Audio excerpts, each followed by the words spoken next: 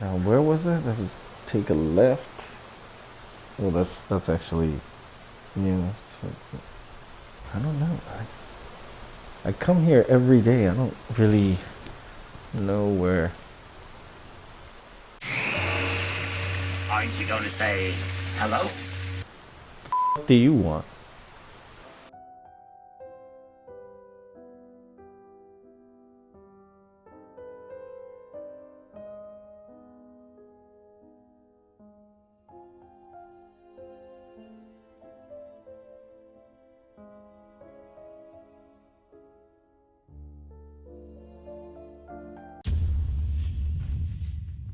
I gotta be loose.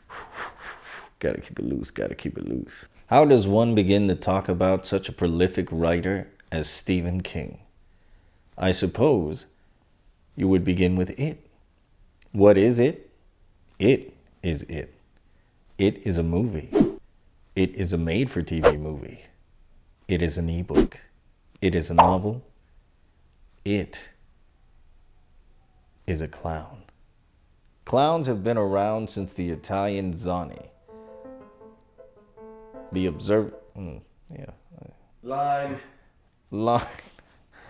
Clowns have been around since the Italian Zani, the astute servant or trickster or dispossessed immigrant worker, which itself is derived from the fool character in Greek theater. It isn't just a clown. It is a cosmic being that feeds off of human flesh, which is disgusting. Feeds off of human flesh, particularly that of children, which is like super easy for him because he's like psychic and it's like hypnosis. He got the hypnosis thing going. And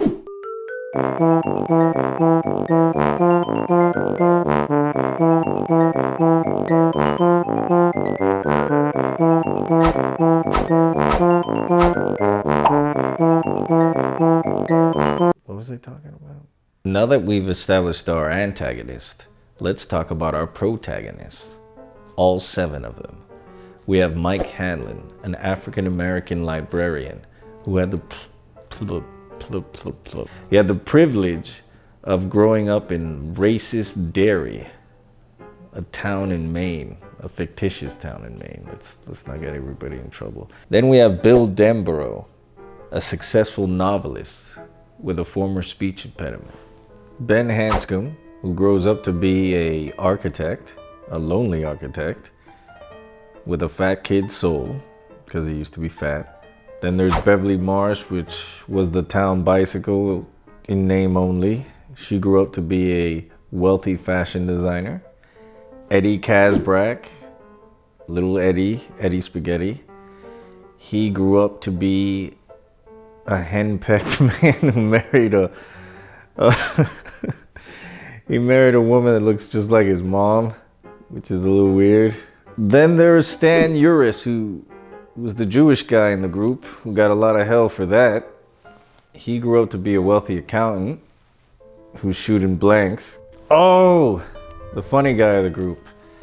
That would be Richie Tozier. He becomes a famous DJ and starts wearing contacts because he's like super myopic. Together they comprise... We're sort of a club. The Losers Club. A bunch of ostracized citizens of Derry. Basically what ends up happening is they manage to defeat it.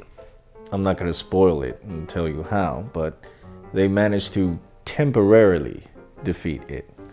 This results in them making a pact with each other that if it should ever return, they would come back to defeat him once and for all.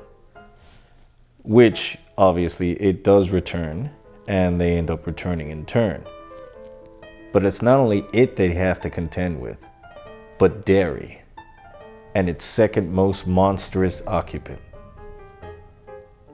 That son of a bitch, Henry Bowers. You know what this motherfucker does? He cuts a letter into this fat kid's stomach. Letter. I would have him up. I'm getting so angry right now. Blam! Blam! He had 2 of his boys hold him down and then he just took out a switchblade and cut a letter into his stomach. I would have f***ed that motherfucker up, bro. And knocked his ass right out, right in the back of the head. of this. F***ing KO. Did you like the book better than the movie, or you like the movie better than the book? I actually like both movies better than the book. It's like 1,000 pages. I mean, it's a good book. And It's just like 1,000 pages. and between both of the movies, like, which one did you like better? Oh man, that's rough. Cause I'd say the new one's scarier, definitely scarier. But the older one had more heart. Okay, so what would you give the first one out of 10? Oh, you're gonna make me choose. I give the new one an 8, and the old one, I want to say like a 7. Final thoughts on it. The novels, the movies. Watch them, read them, listen to them. They're good. Stephen King's a good writer. He's got like 1,000 books out there. Yep. Read or die. Oh yeah. If you like what you saw, please subscribe and remember, read or die.